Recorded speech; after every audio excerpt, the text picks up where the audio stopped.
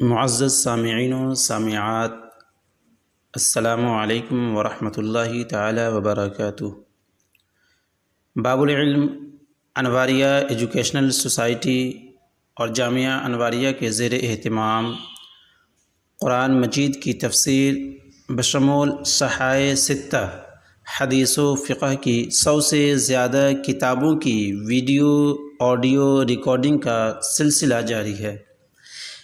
اسی کی ایک سنہری کڑی تفسیر نعیمی ہے۔ انشاء اللہ عز و جل آج کے درس کا آغاز پارہ نمبر 6 رکوع نمبر 1 سے کرتے ہیں۔ شروع کرنے سے پہلے اس کتاب کے تعلق سے جیسا کہ آپ لوگوں کو معلوم ہی ہوگا کہ مولانا الحاج حکیم الامت مفتی احمد یار خان نعیمی صاحب کا طریقہ ہے تفسیر کا کہ سب سے پہلے آپ آیت کریمہ کا تعلق بتاتے ہیں کہ اگلی اور پچھلی آیتوں کا کیا ربط ہے، تعلق ہے۔ جو آیت کریمہ کی تفسیر کرنے جاتے ہیں تو پہلے وہ پچھلی آیت سے اس کا تعلق بتاتے ہیں، ربط، جوڑ کیا ہے۔ اس کے بعد پھر شان نزول بتاتے ہیں۔ شان نزول یعنی اس آیت کریمہ کے نزول کا سبب کیا تھا۔ پھر اس کے بعد تفسیر کرتے ہیں، اور تفسیر کرنے کے بعد پھر اس تفسیر کا خلاصہ کرتے ہیں، یعنی خلاصہ تفسیر ہم اسے کہہ سکتے ہیں۔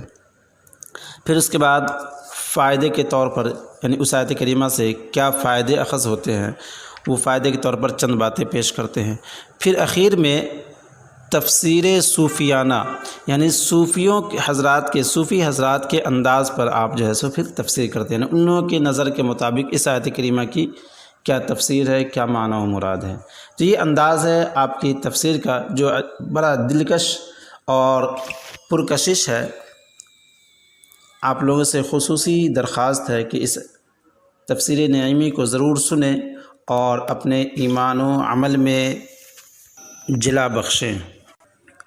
اللہ تبارک و تعالی قرآن پاک کے سیکھنے کے تعلق سے اور سکھانے کے بھی تعلق سے ارشاد فرماتا ہے، فَلَوْلَا نَفَرَ مِن كُلِّ فِرْقَةٍ مِّنْهُمْ طَائِفَةٌ لِيَتَفَقَّهُوا فِي الدِّينِ۔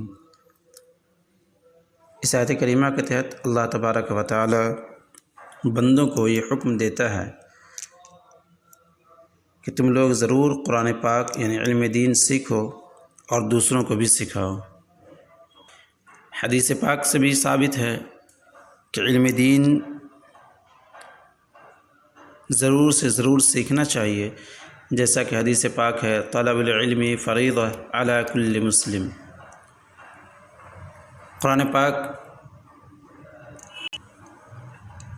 ہم مسلمانوں کے لیے بڑی اہم کتاب ہے، اور اسی قرآن پاک کی تعلیم کو سیکھنے کے لیے حضور اکرم صلی اللہ تعالی علیہ وسلم نے کتنی اچھی بات کہی ہے کہ خیرکم من تعلم القرآن وعلمہ، کہ تم میں سے بہتر وہ شخص ہے جو قرآن پاک کو سیکھے اور سکھائے۔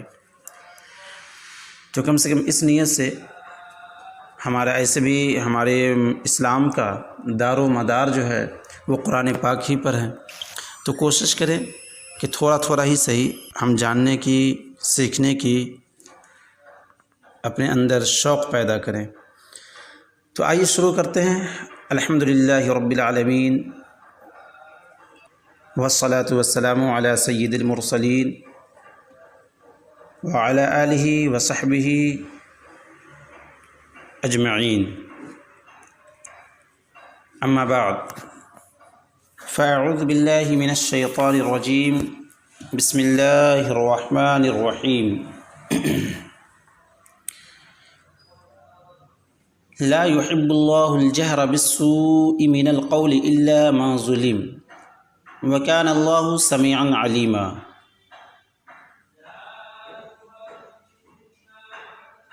ناپسند کرتا ہے اللہ ظاہر کرنا بری بات کا، لیکن وہ جو ظلم کیا جائے، اور ہے اللہ سننے والا جاننے والا۔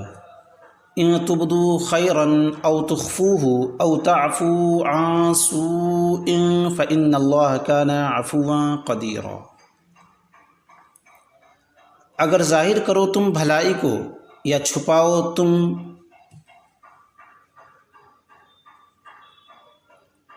اسے، اگر ظاہر کرو تم بھلائی کو یا چھپاؤ تم اسے یا معافی دو تم برائی سے، پس تحقیق اللہ ہے معاف فرمانے والا، قدرت رکھنے والا۔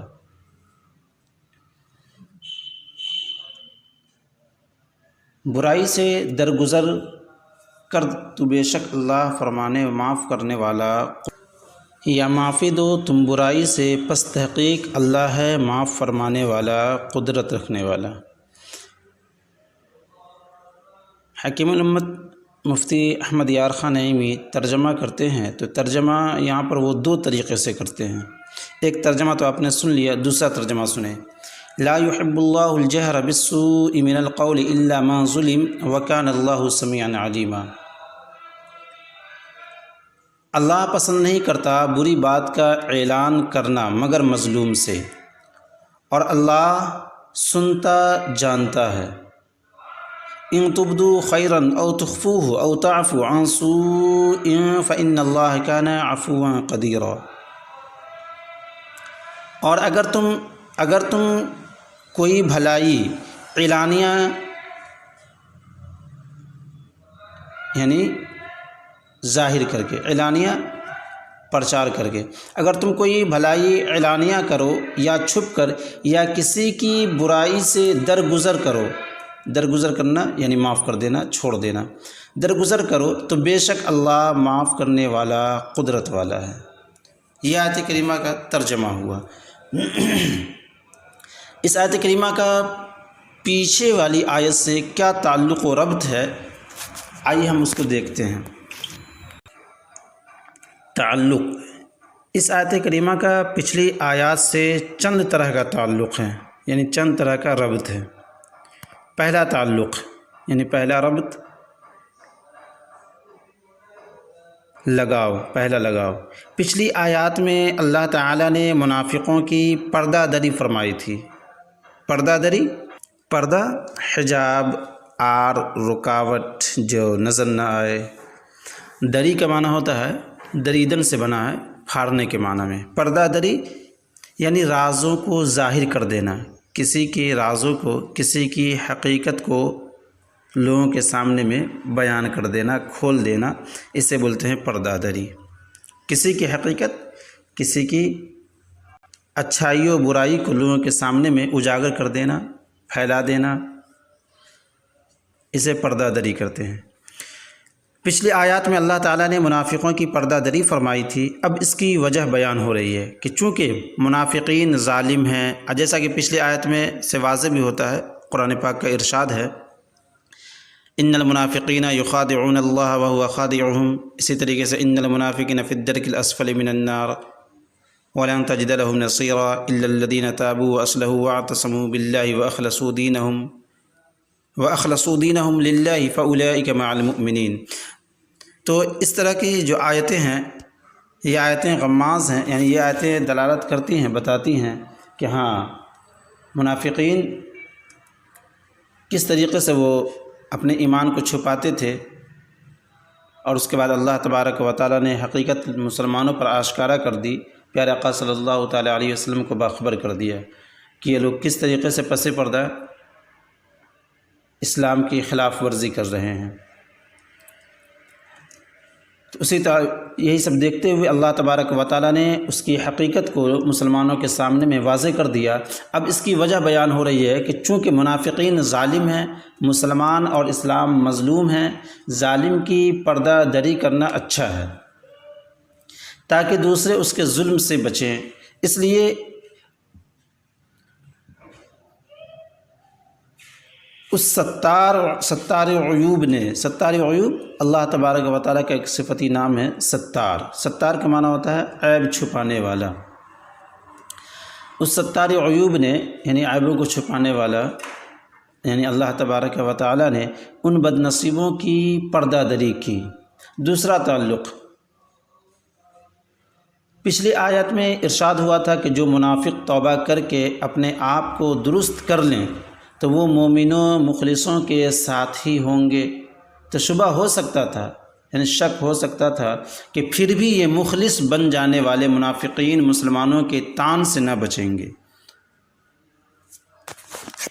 طعن یعنی کامنٹ سے، جو لوگ جو ہے کسی بھی انسان کے اچھا یا غلط کام کرنے پر دوسرے ساتھی وغیرہ بہت سخت سست کہتے ہیں، نازیبا کلمات کہتے ہیں، جس سے اس کے دل کو چوٹ پہنچتی ہے، تو طعن کہتے ہیں۔ ایسے انگلش میں کامنٹ کہہ سکتے ہیں آپ، اس کا ایک دوسرا لفظ اردو میں تنقید بھی آتا ہے۔ تو طعن سے نہ بچیں گے اپنے گزشتہ کرتوتوں کی وجہ سے، یعنی اپنی پچھلی غلط کاری کی وجہ سے۔ اب اس آیت میں اس شبہ کو زائل کیا جا رہا ہے کہ نہیں، اب جو مسلمان ان کے گزشتہ نفاق پر طعن کرے گا وہ اللہ تعالیٰ کو ناپسند ہوگا۔ تیسرا تعلق، پچھلی آیت کریمہ میں ارشاد ہوا تھا کہ اگر تم مومن شاکر بن جاؤ، یعنی ایسا مومن جو شکر کرنے والا ہو، مومن شاکر بن جاؤ تو ہم تم کو عذاب کیوں دیں۔ اب مومن شاکر بننے کا طریقہ سکھایا جا رہا ہے، بری باتوں کا اعلان نہ کرنا، نیکیاں چھپ کر بھی کرنا اور اعلانیہ بھی کرنا۔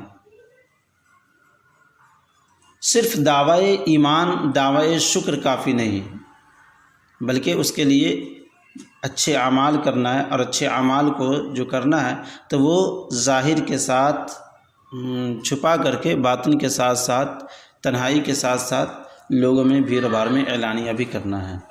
شان نزول اس آیت کریمہ کا شان نزول کیا، یعنی کس موقع سے، کس سبب سے، کس وجہ سے اس آیت کریمہ کا نزول ہوا، یعنی پیارے آقا صلی اللہ تعالیٰ علیہ وسلم پر اتری۔ شان نزول، یہ آیت کریمہ حضرت ابوبکر صدیق رضی اللہ تعالیٰ عنہ کے حق میں نازل ہوئی کہ ایک بار ایک شخص آپ کی شان میں زبان درازی کر رہا تھا۔ زبان درازی کرنا یعنی بڑھ چڑھ کر بولنا، غلط بات کہنا۔ آپ نے بہت صبر فرمایا مگر وہ باز نہ آیا، مطلب واپس نہ پھرا، اپنی باتوں سے ڈٹا رہا، اٹل رہا۔ تب آپ نے بھی اسے جواب دیا۔ اس پر حضور صلی اللہ علیہ وسلم نے فرمایا کہ اب تک ایک فرشتہ تمہاری طرف سے جواب دے رہا تھا، جب تم نے خود جواب دیا تو وہ فرشتہ چلا گیا۔ تو اس پر یہ آیت کریمہ نازل ہوئی، بحوالہ خزائن کبیر خازن، جس میں حضور صلی اللہ تعالیٰ علیہ وسلم کی تائید فرمائی گئی اور حضرت ابوبکر کی تسلی و تشفی۔ تو حضرت ابوبکر صدیق رضی اللہ تعالیٰ عنہ کا یہ جواب دینا ناجائز نہ تھا کہ وہ مظلوم تھے، اور محبوب صلی اللہ علیہ وسلم کا یہ ارشاد و بیان افضلیت کے لیے ہے۔ غرضے کے بدلہ لینا جائز اور درگزر کرنا بہت ہی بہتر ہے، جیسا کہ آیت کریمہ سے سمجھ میں آ رہا ہے کہ لا يحب اللہ الجہر بالسوء من القول الا من ظلم وکان اللہ سمیعا علیما۔ دوسری روایت، ایک شخص کسی کے ہاں مہمان گیا،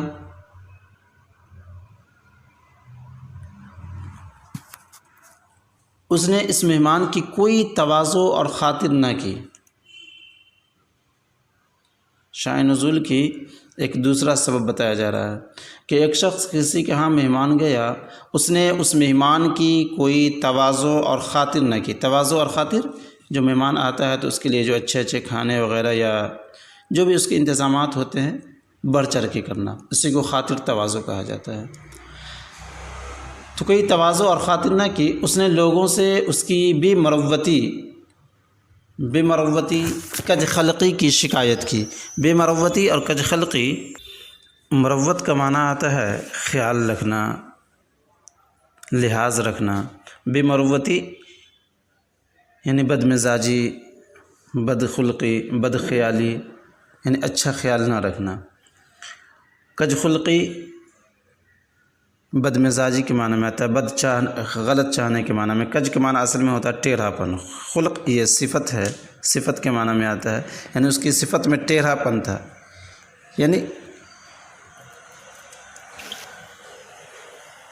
بے مہربان تھا، بے مروتی کج خلقی، یعنی وہ بے مہربان تھا، ظالم تھا، لحاظ نہ کرنے والا تھا۔ اس کے متعلق یہ آیت کریمہ نازل ہوئی کہ جب انسان مہمان بنا اور کچھ خاطر تواضع نہ کی تو اس تعلق سے اس نے کہا کہ یہ تو بے مروتی کج خلقی کی شکایت کی اور کہا کہ یہ بد مزاج ہے، مہربان نہیں ہے، ایک طرح سے ظالم ہے۔ اس کے متعلق یہ آیت کریمہ نازل ہوئی جس میں اس مہمان کی حمایت کی گئی۔ حمایت سپورٹ کو بولتے ہیں، مدد کرنے کو۔ حمایت کی گئی ہے کہ اس کی شکایت بالکل بجا اور درست ہے کہ وہ مظلوم ہے۔ خازن اور روح البیان بحوالہ۔ خیال ہے کہ شریعت میں جو عزیز دوست واقف آدمی ملنے آئے، جو جانکار ہو، ہم جس سے ملے ہوں پہلے سے، واقف یعنی جانکار، اگر وہ ملنے آئے مہمان ہو کر، اس کی مہمانی 3 روز تک اس کا حق ہے، اور کسی کا حق مارنا ظلم ہے، اس لیے الا من ظلم بالکل درست ہے۔ یہ بھی خیال رہے کہ جو اجنبی شخص اپنے یا کسی کے کام کے لیے ہمارے پاس آئے وہ مہمان نہیں، اس کی خاطر مدارت اس کا حق نہیں، اگر خاطر کر دے تو صاحب خانہ کی مہربانی ہے، حق اور ہے، مہربانی اور۔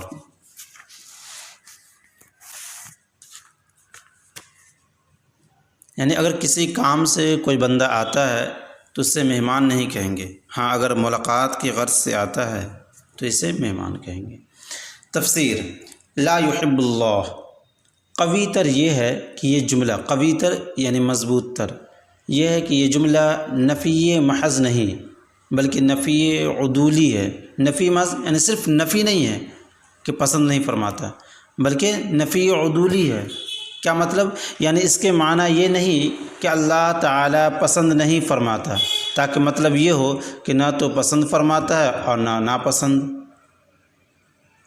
یعنی پسند ناپسند دونوں برابر، نہ تو اس سے راضی ہے نہ ناراض، بلکہ اس کے معنی ہے کہ اللہ تعالیٰ ناپسند فرماتا ہے اور اس سے ناراض ہے، پھر جس درجے کا یہ جرم ہوگا اسی درجے کی ناراضی۔ یحب بنا ہے حب سے، بمعنی چاہنا۔ حب کے معنی کیا ہوتا ہے؟ چاہنا، پسند کرنا، محبت کرنا۔ حب اور ود، ود ایک لفظ ہے جو حب کے مترادفات میں آتا ہے۔ حب اور ود کے معنی قریباً ایک ہی ہیں، یعنی قریب قریب ایک ہی ہیں، ہم قریب المعنی، مگر اکثر ود یا ود جو ہے بمعنی تمنا و آرزو کرنا بھی آتا ہے، جیسے ربما یود الذین کفروا لو کانوا مسلمین، اور کبھی اس پسندیدگی پر بھی بولا جاتا ہے۔ ابھی جو آیت کریمہ گزری ربما یود الذین کفروا لو کانوا مسلمین، کہ ود کبھی تمنا و آرزو کے معنی میں بھی آتا ہے، تو جیسا کہ اس کے ترجمے سے واضح ہوگا، ربما یود الذین کفروا لو کانوا مسلمین، کہ اکثر کافر تمنا کریں گے کہ کاش وہ مسلمان ہوتے۔ تو یہاں پر ربما یود الذین، تو یہاں پر جو ود کا جو لفظ آیا ہے تو اس سے تمنا و آرزو معنی مراد لیا گیا ہے۔ اور کبھی اس پسندیدگی پر بھی بولا جاتا ہے جس کے ساتھ حاصل کرنے کی کوشش بھی ہو۔ رب فرماتا ہے ودوا لو تکفرون کما کفروا فتکونون سواء، کفار کوشش کرتے ہیں کہ تم بھی کافر ہو جاؤ، یعنی مسلمانوں کے تعلق سے، کہ تم بھی کافر ہو جاؤ تو وہ اور تم برابر ہو جاؤ، مگر حب میں یہ قیود نہیں، یعنی حب میں تمنا و آرزو نہیں ہے، قیود نہیں یعنی قید نہیں کیا گیا ہے، باندھا نہیں گیا ہے، خاص نہیں کیا گیا۔ الجہر بالسوء لا يحب اللہ، اس کے بعد الجہر، لا يحب اللہ الجہر بالسوء، تو الجہر بالسوء، جہر مقابل ہے خفا کا۔ جہر کے معنی کیا ہے؟ ظاہر کرنا، خفا چھپانا، سوء کے معنی برائی۔ الجہر بالسوء، جہر مقابل ہے خفا کا، جس کے معنی ہے ظہور و اعلان، اس لیے بلند آواز والے کو جہیر الصوت کہتے ہیں۔ یہاں جہر سے مراد مطلقاً اعلان ہے، یعنی صرف اور صرف اعلان ہی معنی ہے اور کچھ نہیں، خواہ آواز سے ہو یا تحریر سے، یعنی زبانی و قلمی ہر اعلان کو شامل ہے۔ مطلق اعلان مطلق، یعنی مطلق اعلان ہے۔ اب وہ اعلان جس طریقے کا، جس انداز سے ہو، ہاتھ سے، قلم سے، زبان سے، جس طرح سے بھی ہو۔ سوء سے مراد وہ برائی ہے جس کا اظہار غمگین کرے،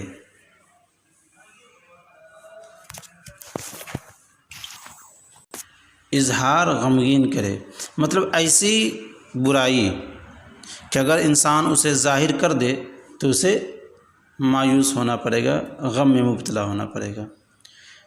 یعنی سوء سے مراد وہ برائی ہے جس کا اظہار غمگین کرے، اسی لیے سطر کو سوءۃ کہتے ہیں۔ سوءۃ قرآن پاک میں جیسا آیا نا، لیریہما سوآتہما۔ سوءۃ کیوں کہتے ہیں؟ کہ اس کا کھلنا شرم کا باعث ہے۔ لیریہما سوآتہما، یعنی ان کی شرم کی چیزیں انہیں نظر پڑیں، لیریہما تاکہ انہیں نظر پڑیں، سوآتہما ان کی شرم کی چیزیں۔ تو یہاں پر سوء سے مراد وہ برائی ہے جس کا اظہار ظاہر کرنا غمگین کرے، اسی لیے سطر کو سوء کہتے ہیں کہ اس کا کھلنا شرم کی وجہ ہے، شرم کا باعث ہے۔ لیریہما سوآتہما، یہاں دوسرے کی چھپی ہوئی برائیاں مراد ہے، نہ کہ اپنی برائی، جیسا کہ الا من ظلم سے معلوم ہو رہا ہے۔ اور ہو سکتا ہے کہ اس سے مطلق چھپی ہوئی برائیاں مراد ہوں، خواہ اپنی ہوں یا کسی اور کی، یعنی اللہ تعالیٰ کسی کی چھپی برائی کے اعلان کر دینے کو سخت ناپسند فرماتا ہے۔ گویا اس میں ازالہ حیثیت عرفی کا قانون بیان فرمایا گیا ہے۔ ازالہ کہتے ہیں دور کرنے کو، ہٹانے کو۔ گویا اس میں ازالہ حیثیت عرفی کا قانون بیان فرمایا گیا ہے، یعنی عرف کی جو حیثیت ہے کہ مطلق ناپسند کرنا، ہر چھپی بات کا اعلان یہ ناپسند ہے، اس لیے عرف عام میں بھی ہر چھپی بات کو اعلان کر دینا یہ لوگوں کو اچھا نہیں لگتا ہے۔ تو اسی کو اللہ تبارک و تعالی ارشاد فرماتا ہے،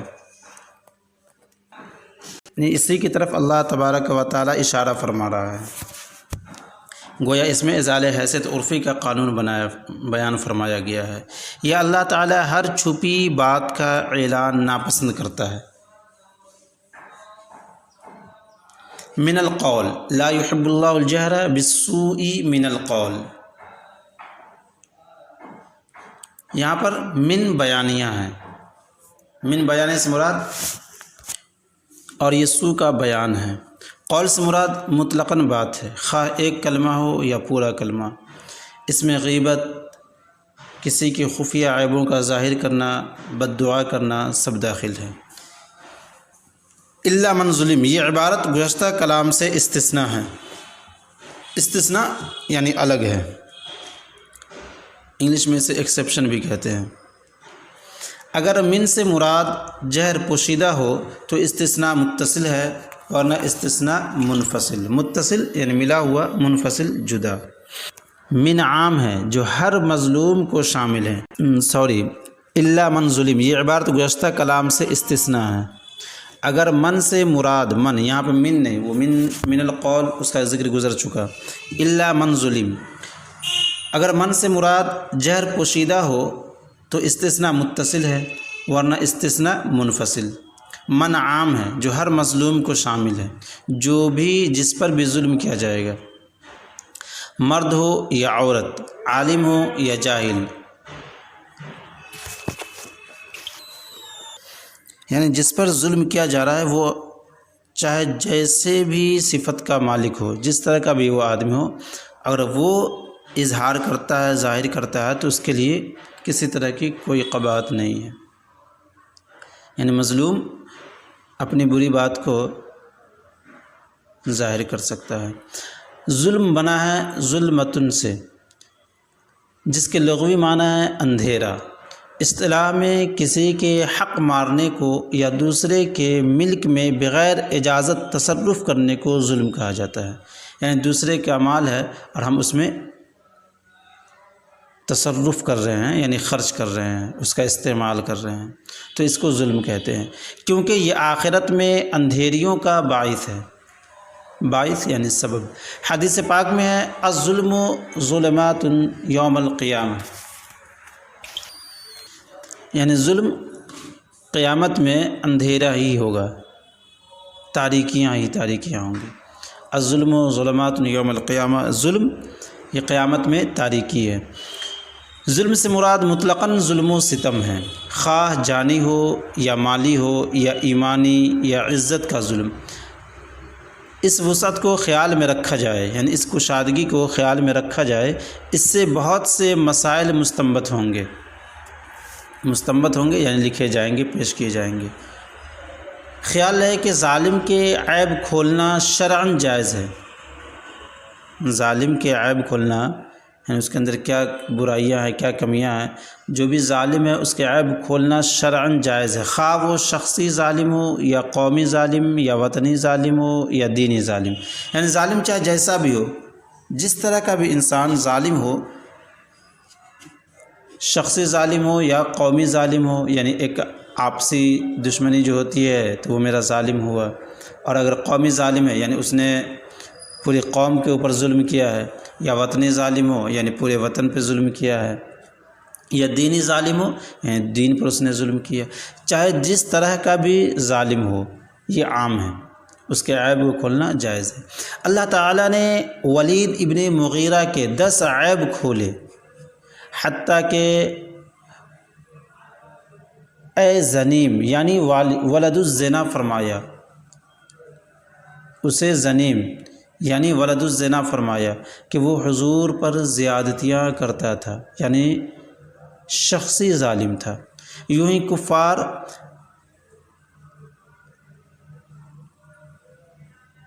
ابو لہب وغیرہ کے عیوب ظاہر کیے، کیونکہ وہ ملکی و قومی و دینی ظالم تھے۔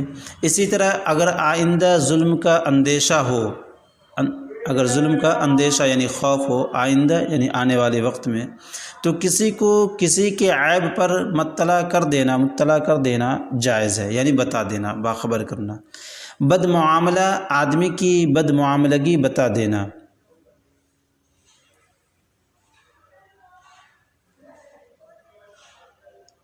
حاکم یا بادشاہ کو خفیہ غداری کی خبر دینا وغیرہ سب کچھ جائز ہے۔ الا من ظلم میں بہت وسعت ہے، یعنی بہت پھیلاؤ ہے۔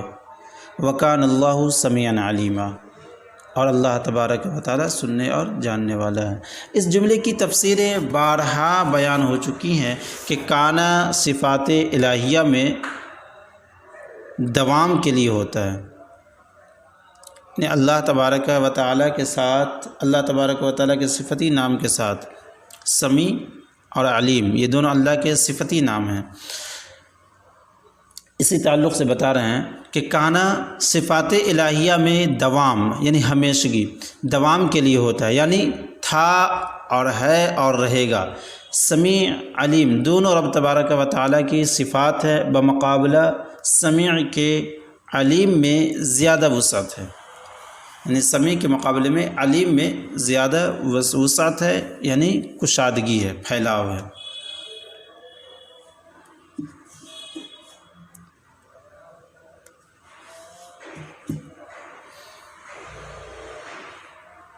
تو ترجمہ اس طریقے سے بھی کر سکتے ہیں آپ، وَكَانَ اللّٰهُ سَمِيعًا عَلِيمًا، اللہ تبارک و تعالی سمیع اور علیم، سننے والا، جاننے والا تھا، ہے اور رہے گا۔ سمیع علیم دونوں رب تعالیٰ کی صفات ہیں، بمقابلہ سمیع کے علیم میں زیادہ وسعت ہے کہ سمع کا تعلق صرف آواز و کلام سے ہے، سمع یعنی سننا، سمع کا تعلق صرف آواز و کلام سے ہے، مگر علم کا تعلق تمام معلومات سے ہے، جیسے قدرت سے علم وسیع ہے، جیسے قدرت سے علم وسیع ہے کہ قدرت تو ہر ممکن کے متعلق ہے، مگر علم واجب، ممکن اور ممتنع سب کے متعلق ہے۔ ممتنع جو محال ہو، مقدورات الہیہ، مسموعات الہیہ، معلومات الہیہ سب غیر متناہی ہیں، مگر معلومات ان سب سے زیادہ ہیں، یعنی معلومات ان سب سے زیادہ ہیں، یعنی اللہ تعالیٰ تمہاری باتوں وغیرہ کو سننے والا ہے، تمہارے دلوں کے ارادے وغیرہ کو جانتا ہے۔ جب وہ تمہارے عیوب جانتے ہوئے تمہارے عیب چھپاتا ہے تو تم کو بھی بندوں کی عیب پوشی کرنی چاہیے کہ یہ سنت الہیہ ہے، یعنی اللہ تبارک و تعالیٰ کا طریقہ ہے۔ یا اگر تم نے لوگوں کی پردہ دری کی، یعنی رازوں کو افشا کیا، ظاہر کیا، لوگوں کی پردہ دری کی، تو رب تعالیٰ تمہاری پردہ دری کرے گا، یعنی اگر تم لوگوں کے عیب کو نہیں چھپاتے ہو تو تمہارا بھی عیب کو اللہ تبارک و تعالیٰ نہیں چھپائے گا، کیونکہ وہ سمیع و علیم ہے۔ تم دوسروں کی پردہ پوشی کرو تاکہ تمہارے عیب چھپے رہیں، یا یہ فرمان خوف و امید دونوں کو شامل ہے۔ خوف و امید ڈر دکھانے کے لیے، اور امید یعنی ایک امید بھی ہے کہ ہاں اللہ تبارک و تعالیٰ ستار ہے، ہمارے عیب کو چھپانے والا ہے۔ اے گناہ گارو اللہ سے ڈرو، وہ سمیع و علیم ہے، اور اے نیک کارو اللہ سے امید رکھو کہ وہ سمیع و علیم ہے۔ ان تبدو خیرن او تخفو، تبدو بنا ہے ابدا ان سے، بمعنی ظاہر کرنا، جس کا مخالف ہے اخفاؤن، مخالف بمعنی ضد، جس کا مخالف ہے اخفاؤن، اخفاؤن یعنی چھپانا۔ خیال ہے کہ بدون مجرد اور باب افعال میں ظہور کے معنی دیتا ہے، مگر باب افتعال میں آ کر شروع کر دینے یا شروع ہو جانے کے معنی دیتا ہے۔ ابتدا کے معنی ہے شروع کرنا، کیونکہ چیز شروع ہو کر ظاہر ہو جاتی ہے۔ نیکی ظاہر کرنے کی 3 صورتیں ہیں، اعلانیہ لوگوں کے سامنے نیکی کرنا، خفیہ کی ہوئی نیکی کو زبان یا قلم سے بیان کر دینا، خفیہ یعنی پوشیدہ، علامات سے نیکی ظاہر کر دینا۔ یہ تینوں صورتیں نیکی ظاہر کرنے کی ہیں، ان تینوں سے خالی ہونا اخفا ہے یعنی چھپانا۔ علماء کے ہاں ہر وہ جائز کام ہے جو رضائے الہی کی نیت سے کیا جائے۔ ریا کے لیے نماز پڑھنا خیر یعنی نیکی نہیں، ریا کے لیے، دکھاوے کے لیے نماز پڑھنا خیر یعنی نیکی نہیں، اور ادائے سنت کی نیت سے کھانا پینا سونا خیر ہے یعنی بہتر ہے، نیکی۔ صوفیہ کے ہاں خیر وہ ہے جس سے اللہ رسول راضی ہو جائیں۔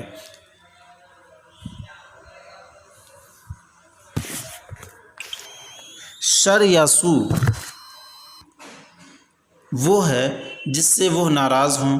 منافقوں کا کلمہ پڑھنا سو تھا، اور حضرت ابو امیہ زمری کا ایک موقع پر کفر کہہ دینا خیر تھا۔ خیر سے ہر چھوٹی بڑی بھلائی مراد ہے، یعنی اے صحابیوں، یا اے مسلمانوں، یا اے انسانوں، اے تمام جنوں انسو فرشتوں، تم جو بھلائی ظاہر و اعلانیہ کرو یا چھپا کر، مگر تیسرے معنی زیادہ مناسب ہے۔ خیال رہے کہ اللہ تعالی ہر خیر و شر کو جانتا ہے، مگر یہاں صرف خیر کا ذکر فرمایا کیونکہ یہاں امید دلانا مقصود ہے نا۔ ان تبدو خیرن او تخفو، تو یہاں پر صرف خیر کا لفظ آیا، سو کا نہیں۔ تو کیوں؟ اس لیے کہ امید دلانا مقصود تھا۔ او تعفو عن سو، لفظ تعفو بنا ہے عفو سے بمعنی مٹ جانا۔ معافی کو عفو اس لیے کہتے ہیں کہ اس سے گناہ یا حق مٹ جاتا ہے۔ جیسے آپس میں دو دوست ہیں یا دو آدمی ہیں، کسی سے غلطی ہو گئی اور اس نے معاف کر دیا تو وہ غلطی مکمل طور پر وہ خطا مکمل طور پر مٹ جاتی ہے۔ جو گناہ اس سے سرزد ہوا ہوگا اس کے کرنے پر، اس عمل کے کرنے پر، تو بالکلیہ مٹ جاتا ہے۔ عفو کے معنی بڑھنے بڑھانے کے بھی ہیں۔ رب تعالیٰ فرماتا ہے حتی عفوا وقالوا، پوری آیت اس طریقے سے ہے ثم بدلنا مکان السیئۃ الحسنۃ حتی عفوا وقالوا، پھر ہم نے بدل دیا، یعنی پھر ہم نے برائی کی جگہ بھلائی بدل دی، یہاں تک کہ وہ بہت ہو گئے۔ حتی عفوا وقالوا، یہاں تک کہ وہ بہت ہو گئے، تو وہ یہاں بڑھنے کے معنی میں بھی۔ حضور فرماتے ہیں قص الشوارب وعفو اللحی، قص الشوارب لحیہ وعفو لحیہ، یعنی مونچھوں کو پست کرو اور داڑھی کو بڑھاؤ۔ تو عفو کے معنی یہاں بڑھنے کے ہیں۔ تو عفو کے معنی جہاں مٹنا، مٹ جانا اور معافی کو بولتے ہیں، اسی طریقے سے بڑھنے کے معنی میں بھی آتا ہے۔ بخش دینے کو معافی اس لیے بھی کہتے ہیں کہ اس سے آپس کی محبت بڑھتی ہے، یا معافی دینے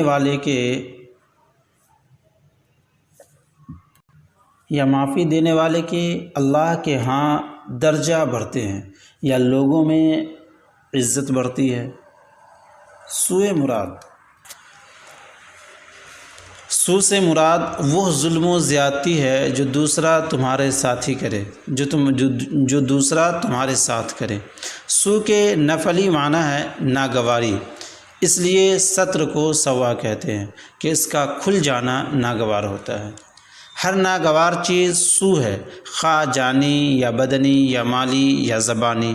کسی کو گالی دینا، بہتان لگانا، غیبت کرنا، کسی کا مال مار لینا، قرضہ ادا نہ کرنا، یہ سب سوء ہیں۔ ان سے درگزر تعفو عن سوء میں داخل ہیں۔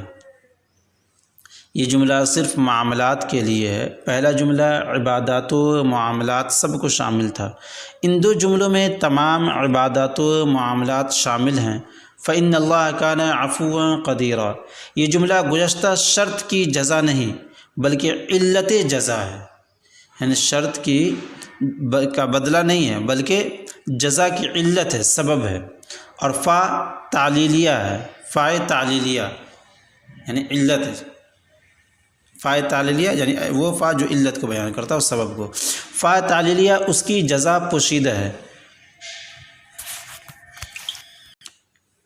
پوشیدہ یعنی چھپا ہوا ہے۔ توجرون اجرا جزیلا، یعنی اے لوگو اگر تم کوئی بھلائی اعلانیہ یا خفیہ کرو، خفیہ یعنی چھپا کر کے، یا ظالم کو معافی دو تو تم کو بہت بڑا ثواب ملے گا، کیونکہ رب تعالی معافی دینے والا بھی ہے، قدرت والا بھی۔ گویا پچھلی آیت میں مظلوم کو ظالم سے بدلہ لینے کی اجازت دی گئی، اور اس آیت میں معافی دینے کی رغبت دی گئی کہ معافی دینا صفات الہیہ سے ہے، تم اخلاق خداوندی اختیار کرو۔ دیکھو ہم قادر مطلق ہیں، اس کے باوجود معافی دینا ہماری عادت کریمہ ہے، یا یوں کہو کہ پہلے عدل کی اجازت دی گئی تھی، یعنی انصاف کرنے کی، اب فضل کی رغبت دی جا رہی ہے۔ ظالم سے بدلہ لینا عدل ہے، معاف کر دینا فضل، یا یوں کہوں کہ پچھلی آیت میں برائی کے اعلان پر پابندیاں لگائی گئی تھیں، اب نیکی کی کھلی اجازت دی جا رہی ہے۔ یہاں بھی کانا دوام اور ہمیشگی کے لیے ہے۔ عفو وہ جو معافی دینے کا عادی ہو کر ہمیشہ معافی دے، ہر معافی مانگنے والے کو معافی دے، ہر گناہ کی معافی دے، ہر طرح کی معافی دے۔ رب تبارک و تعالی شرک سے لے کر معمولی گناہ تک کو معاف فرماتا ہے، اور اس نے معافی کے لیے بہت ذریعے مقرر فرما دیے ہیں۔ منہ سے معافی مانگو تو معاف مسجد کے راستے میں، منہ سے معافی مانگو تو معاف، مسجد کے راستے میں ہر قدم پر ایک گناہ معاف، مسلمان بھائی سے خوش ہو کر ملو تو گناہ معاف، مصافحہ میں ہاتھ ملاؤ تو گناہ معاف، حج کر لو تو سارے گناہ معاف، ماں باپ یا عالم دین کا چہرہ محبت سے دیکھو تو گناہ معاف، غرضے کے ہر طرح معافی ہے۔ یہ ہے عفو کے معنی۔ تقدیر اور قادر میں فرق ہم پہلے پارے میں بیان کر چکے ہیں۔ یوں ہی علیم و عالم، نصیر و ناصر کے فرق وہاں ہی مطالعہ کرو۔ خلاصہ تفسیر، جو اب تک تفسیر کی گئی تو ان تمام تفاسیر کا خلاصہ، یہ آیتیں عبادات و معاملات میں عدل و رحم کی بہت جامع ہیں۔ فرمایا گیا کہ اللہ تعالیٰ یہ سخت ناپسند کرتا ہے کہ کوئی شخص کسی کی نسبت بری یا ہتک آمیز یعنی عزت پر آنچ آنے والا، بے عزتی، ہتک آمیز بات کی شہرت دے۔ ہاں، جو مالی، جانی، ایمانی مظلوم ہے تو مظلوم کو یہ حق ہے کہ ظالم کو اعلانیہ بد دعا دے، یا اس کا ظلم، اس کے عیوب ظاہر کر دے، یا اس کی حاکم سے شکایت کر دے کہ اب ظالم وہ شخص ہے، یہ تو بدلہ لینے والا ہے، مگر اس بدلے میں شرط یہ ہے کہ سچ کہے، جھوٹا الزام نہ لگائے، اور بدلہ لینا ہے تو برابر لے، زیادتی نہ کرے۔ یہ خیال رکھو کہ اللہ تعالیٰ ظالم و مظلوم دونوں کے حال و قال کو سنتا بھی ہے، جانتا بھی ہے۔ حال و قال، حالت، قال بات کو کہتے ہیں۔ زیادتی کرنے والے کو سخت سزا دے گا۔ اور اے مسلمانوں، تم جو قولی، عملی، فعلی، قولی بات، عملی عمل، فعلی یہ کام کو کہتے ہیں، تو تم جو قولی، عملی، فعلی کسی قسم کی کوئی نیکی اعلانیہ یا خفیہ کرو گے، یا تم اپنے ظالم کو معافی دو گے کہ باوجود قدرت کے اس سے بدلہ نہ لو، تو تمہارے یہ نیک اعمال ضائع نہیں جائیں گے، تم کو ان کی جزا ضرور ملے گی، کیونکہ تم اس صورت میں سنت الہیہ پر عمل کرو گے۔ تو رب تبارک و تعالی علیم بھی ہے، قدیر بھی ہے، سب کے تمام برے بھلے اعمال جانتا ہے، سزا دینے پر قادر ہے، مگر اس کے باوجود عفو ہے، یعنی معاف فرمانا، اس کی عادت کریمہ ہے۔ غرضے کہ یہاں مظلوم کو ظالم سے بدلہ لینے کی اجازت ہے، مگر معافی دینے، درگزر کرنے کی ترغیب ہے، یعنی رغبت دلانا ہے، درگزر کرنا یعنی چھوڑنا۔ فائدے، اس آیت کریمہ سے چند فائدے حاصل ہوئے۔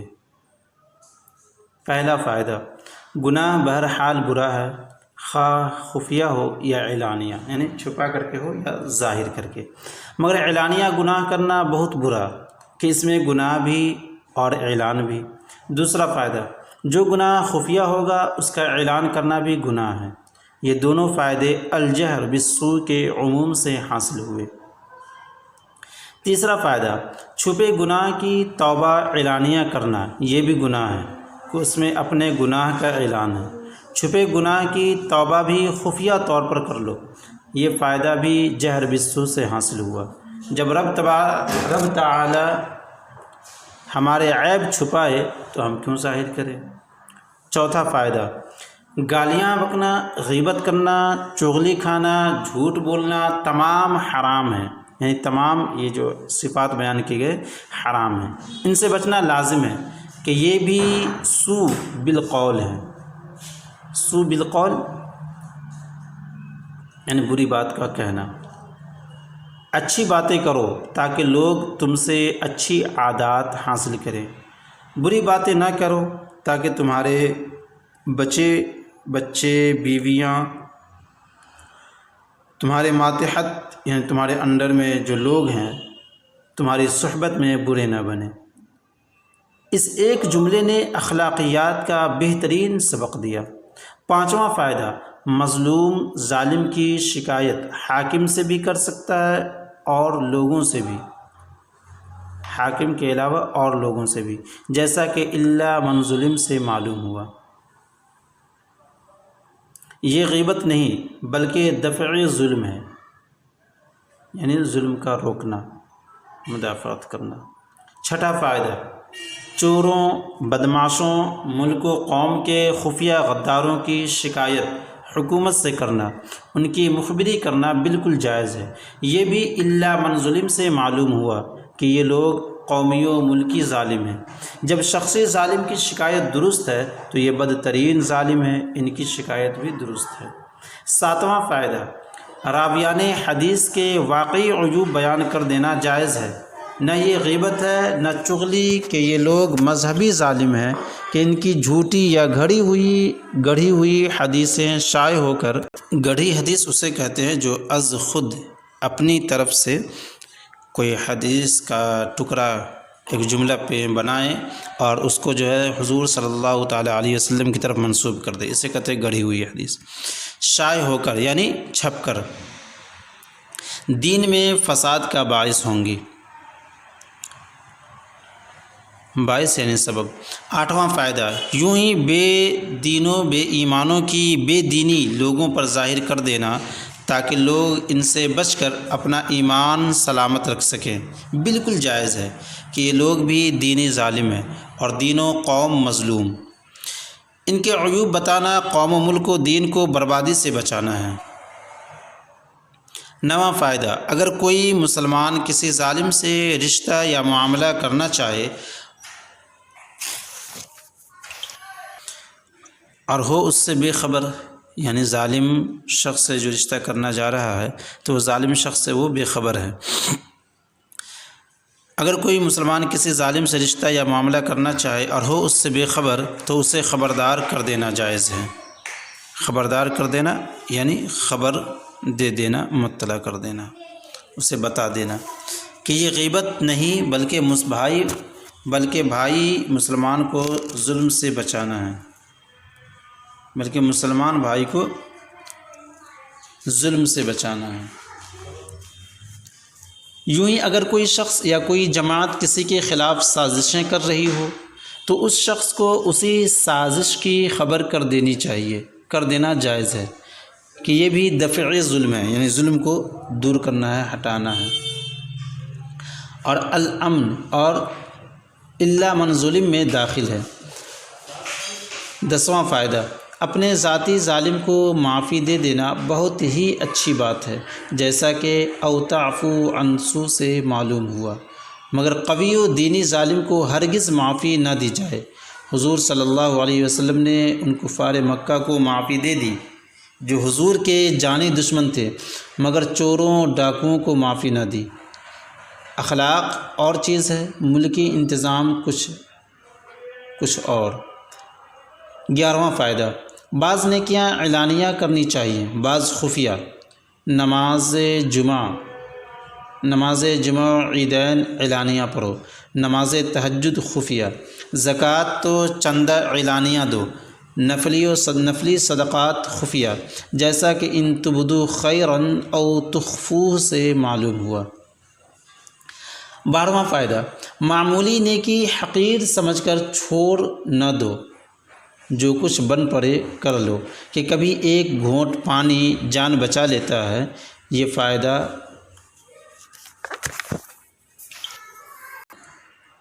فائدہ خیرن کی تنکیر سے حاصل ہوا۔ تنکیر نکرہ ہے، کامن، یعنی چھوٹی سے چھوٹی اور حقیر سے حقیر، معمولی سے معمولی نیکی کو حقیر نہ سمجھو، بلکہ ایک گھونٹ پانی بھی انسان کو جان بچا لیتا ہے۔ اور یہ چیز ہمیں کیسے ملے، کس سے فائدہ، یہ فائدہ کیسے حاصل ہوا؟ خیرن کی تنکیر سے، یعنی خیرن کا نکرہ ہونے سے، ان تبدو خیرن او تخفو۔ 13واں فائدہ، جیسے رب تبارک و تعالیٰ کی ذات واجب ازلی ابدی قدیم ہے، ویسے ہی اس کی صفات واجب ازلی قدیم ہے۔ اللہ تعالیٰ ہمیشہ سے عفو بھی ہے، قدیر بھی۔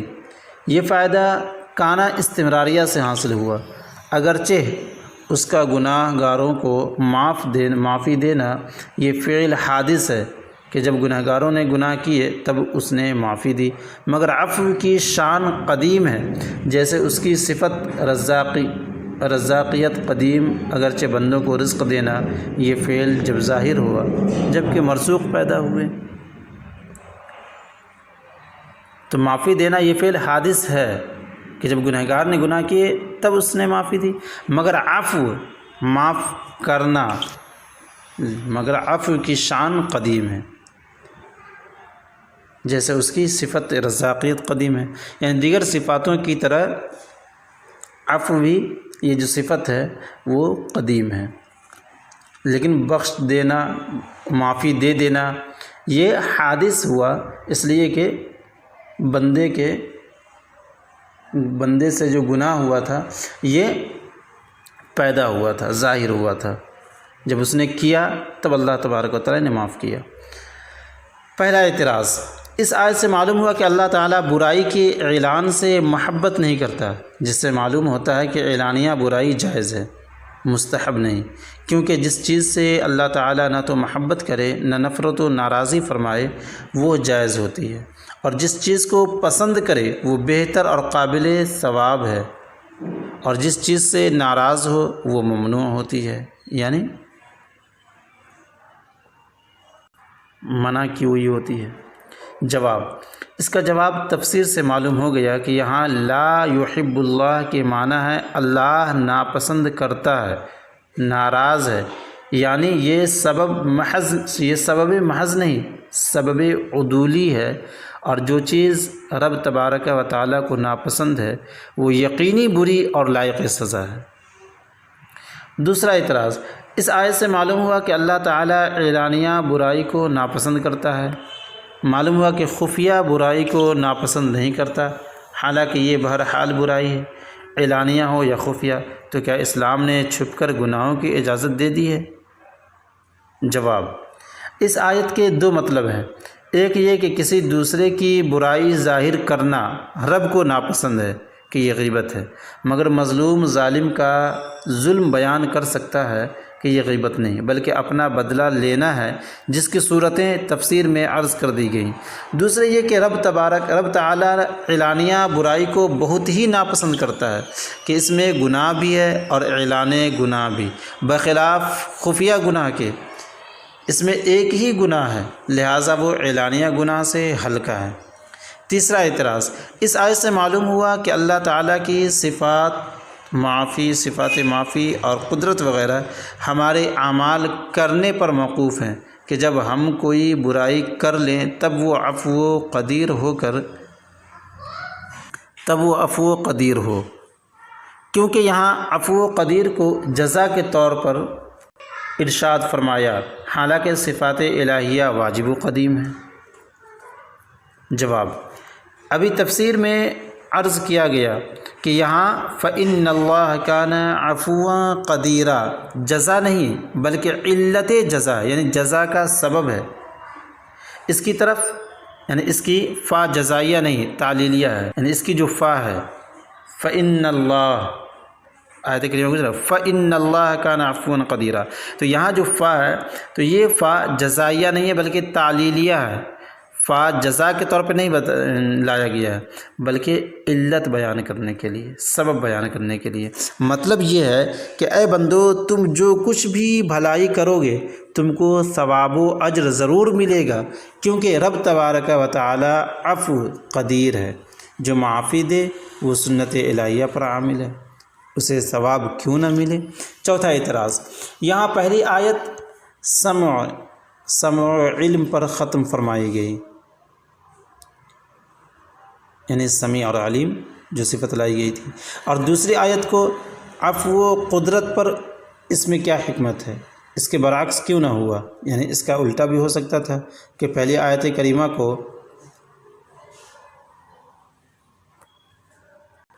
عفو و قدرت پر ختم کیا جاتا ہے اور دوسری آیت کریمہ کو سمع و علم پر ختم کیا جاتا، علم پر ختم کیا جاتا۔ جواب، اس لیے کہ پہلی آیت میں ایک جائز چیزوں کا ذکر فرمایا بشرطے کہ جھوٹ الزام نہ لگائے، اور زیادتی نہ کریں۔ وہاں سمیع و علیم فرمانا مناسب تھا کہ اے مظلوموں، اس اجازت پر عمل کرتے وقت خیال رکھنا کہ ہم تمہاری باتوں کو سنتے، تمہاری نیتوں کو جانتے ہیں۔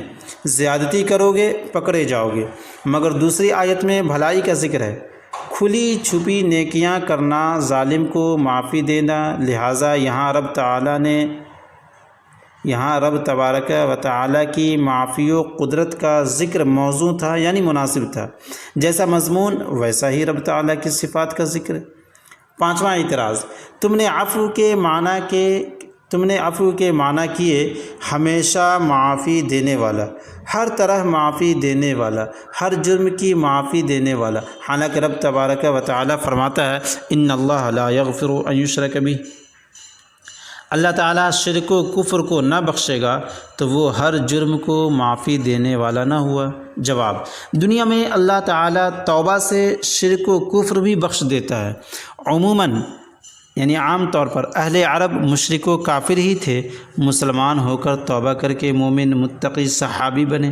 ہاں، جو کفر و شرک پر مر جائے اسے نہ بخشے گا، اور اس نہ بخشنے میں بندے کا اپنا قصور ہے کہ اس نے توبہ کا وقت نکال دیا۔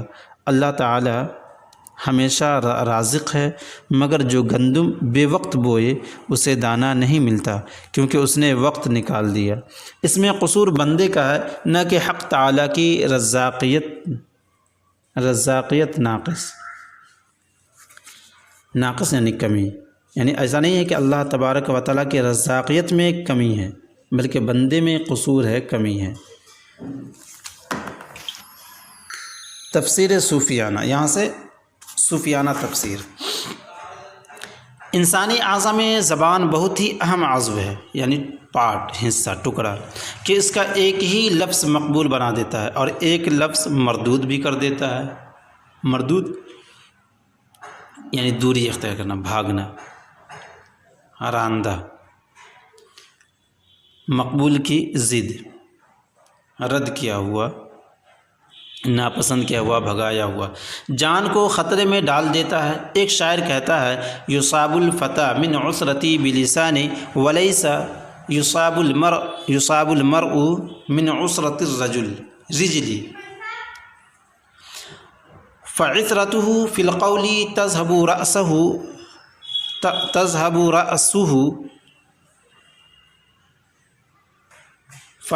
فعثرته في القول تذهب رأسه وعسرة بالرجل تبرع على مهل، یعنی انسان پاؤں کی لغزش سے نہیں مرتا، زبان کی لغزش سے برباد ہو جاتا ہے، کیونکہ پاؤں کی لغزش بیمار کر دیتی ہے، جس کے بعد صحت کی امید ہے، مگر زبان کی لغزش سر اڑا دیتی ہے۔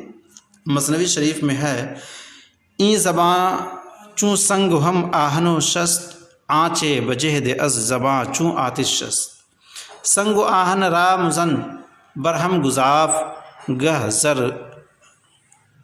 گہ زیروئے نقل گہ زیروئے لاف، زاں کے تاریک است و ہر سو پمبا زار، درمیاں پمبا چھ باشد شرار، عالمی را یک سخنوں براں کند، رو بہائے مردرا شیراں کند۔ یعنی تیری زبان پتھر و لوہا ہے جس سے آگ کے شعلے نکلتے ہیں، اور تیری عزت و آبرو، دین و ایمان و جان و مال روئی کے کھیت ہیں، روئی کے ڈھیروں کے نیچے آگ کا ہونا سخت خطرناک ہے۔ اس لیے تو زبان سنبھال کر رکھ، زبان کی ایک بات دنیا کو تباہ کر سکتی ہے، اور مری لومڑی کو شیر بنا سکتی ہے۔ اس لیے یہاں ارشاد ہوا کہ اللہ تعالیٰ بری بات کا اعلان ناپسند کرتا ہے کہ اس سے دین و ایمان کی کھیتی میں آگ لگ سکتی ہے۔ اسرار الہیہ یعنی اللہ تبارک و تعالیٰ کے راز، اسرار الہیہ عوام پر ظاہر کر دینا سخت خطرناک ہے۔ ہاں، جو مغلوب الحال ہو کر بے اختیاری طور پر، مغلوب الحال کہتے ہیں کمزور کو، ہارے ہوئے انسان کو، حالت مغلوب الحال ہو کر بے اختیاری طور پر انا الحق یا سبحانی ما اعظم شانی کہہ بیٹھے تو معذور ہے، بشرطے کہ یہ زبان فانی سے نہ کہے۔ مغلوب الحال یعنی اپنی اس کی حالت جو ہے، اس کا حال یعنی اس کا اپنی حالت میں کوئی اختیار نہیں تھا، یعنی اس کی حالت نے اس پر غالب ہو گئی، وہ غالب ہو گیا۔ تو ایسا شخص اگر اس طرح کا جملہ کہہ دے تو وہ معذور ہے، بشرطے کہ یہ زبان فانی سے نہ کہے، زبان باقی سے کہے۔ اے میرے مقرب بندو، تم جو کھلی چھپی نیکی کرو گے اور جو اپنے مریدین اور معتقدین کو معافیاں دو گے وہ قابل اجر ہیں، یعنی ثواب ہے۔ صوفیہ فرماتے ہیں کہ جب رب تعالی بندوں کو کسی کی پردہ دری کی اجازت نہیں دیتا تو ہم گناہگاروں کی پردہ دری خود کیوں فرمائے گا؟ وہ غیور ہے، اس کی غیرت کا تقاضا ہے کہ بندہ اپنی یا کسی اور کی پردہ دری نہ کرے۔ رب تعالی ستار ہے، پردہ دری یعنی بھئی کسی کی عیوب کو ظاہر کرنا۔ رب تعالی ستار ہے یعنی چھپانے والا ہے عیبوں کو، اس کے محبوب صلی اللہ علیہ وسلم پردہ پوش ہے، پردہ پوش یعنی وہی عیب کو چھپانا۔ امید ہے کہ ہم انشاءاللہ عیبوں کے عیب چھپے رہیں گے، امید ہے کہ ہم عیبوں کے عیب چھپے رہیں گے، امید ہے کہ ہم انشاءاللہ عیبوں کے عیب چھپے رہیں گے۔ شعر: جو یہاں عیب کسی کے نہیں کھلنے دیتے، کب وہ چاہیں گے میری حشر میں رسوائی ہو۔ خیال رہے کہ ہمارے تمام اعضاء سے گناہ بھی ہوتے ہیں، نیکیاں بھی، مگر زبان کے گناہ زیادہ خطرناک ہیں اور زبان کی نیکیاں بہت فائدہ مند کہ ایک لفظ سے مقبول مردود بن جاتے ہیں اور مردود مقبول۔ ایک بات سے ابلیس مردود ہو گیا اور ایک ہی بات سے فرعونی جادوگر مقبول انسانی۔ زبان مظہر کمال پروردگار ہے، اس کے بولے ہوئے لفظوں میں عجیب تاثیر ہے، اس لیے ہمیشہ کوشش کریں کہ ہم زبان کو مکمل طور پر لحاظ رکھتے ہوئے، اس کا خیال کرتے ہوئے گفتگو کریں، مکمل شعوری کے ساتھ۔ وما توفیقی الا باللہ، وآخر دعوانا ان الحمد للہ رب العالمین۔ السلام علیکم ورحمۃ اللہ وبرکاتہ۔